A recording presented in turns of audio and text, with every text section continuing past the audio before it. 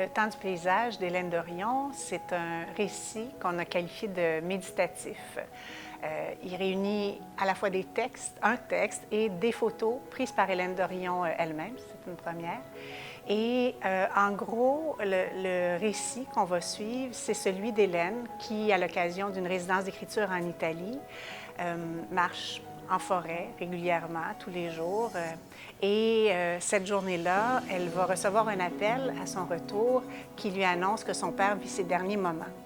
Alors, on va la suivre à travers cette épreuve, mais aussi tous les états transitoires qui vont suivre et qui vont l'amener à se dégager de ces brouillards-là épais qui se posent à l'occasion sur nos vies pour que la vie redevienne lumineuse à nouveau.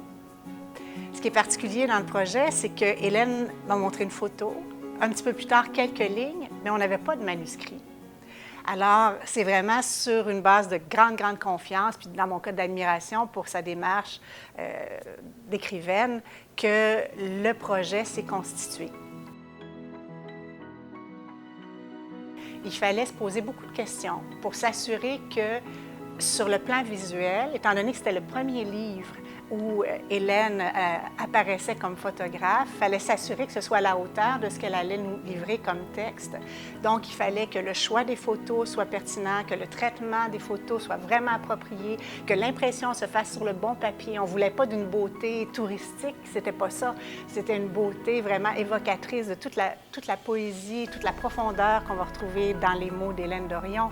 Il fallait que ce soit à la hauteur. Et le texte n'est pas là pour commenter la photo n'est pas là pour commenter le texte. Il s'agit vraiment d'un équilibre à trouver, qu'on a recherché dans la grille graphique, mais aussi dans l'équilibre, dans le dosage des photos, dans les pauses. Il y a des silences, il y a de l'ombre, il y a de la lumière. Tout ça, il fallait vraiment l'équilibrer. Mais je dois dire que ça a été confié à une designer graphique formidable, Anne Tremblay, et avec Hélène, elles ont vraiment travaillé de près. Je les ai laissées aller, elles ont beaucoup travaillé toutes les deux ensemble, toutes seules, ce que je fais rarement. Je suis souvent très présente, mais là, elles ont avancé toutes seules. Et donc, il y avait le défi de la confiance très grande à accorder, mais elles le méritaient tellement. C'était pas un problème.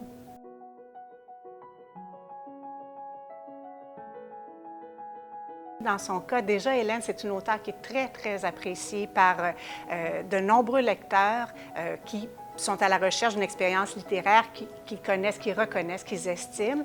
Moi, j'essaie, en tant qu'éditrice, d'agrandir ce cercle-là, d'aller au-delà des inconditionnels et de montrer aux lecteurs, au plus grand nombre de lecteurs possible, qu'il ne faut pas avoir peur parce qu'Hélène Dorion a une étiquette de poète. Pour moi, au-delà de ça, c'est une grande écrivaine avec une écriture accessible et qui, cette fois-ci, fait dialoguer le texte avec l'image d'une façon magnifique. Donc, c'est accessible au plus grand nombre, je pense. Alors, c'est un mandat supplémentaire que je m'attribue et on peut, avec Hélène, en discuter beaucoup dès le départ. Quand on pense à l'œuvre, quand on pense à sa mise en marché, on collabore très bien. Quand les lecteurs le reçoivent et sont émerveillés d'une certaine façon, nous font part de leur réception, commentent le souci qui a été apporté à tout ça, c'est doublement satisfaisant, bien sûr. Une des belles réactions qu'on voit, les gens se présentent devant Hélène Dorion et tiennent le livre comme quelque chose de précieux. Ils le caressent, ils l'ouvrent, même le signaient. Donc, on sent qu'il y a un rapport physique intense en plus de celui de l'esprit. Alors, c'est un bonheur.